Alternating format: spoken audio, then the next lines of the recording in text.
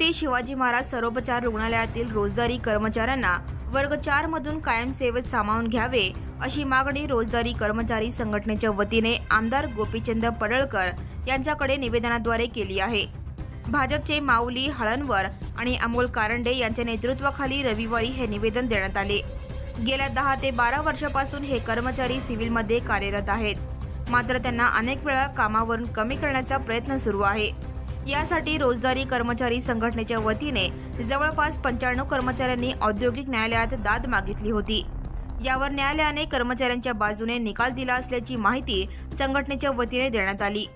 औद्योगिक न्यायालयाच्या निकालाप्रमाणे सेवेत सामावून घ्यावे, शासनाने याबाबत तातडीने निर्णय घ्यावा अशी विनंती आमदार पडळकर यांच्याकडे करण्यात आली आहे।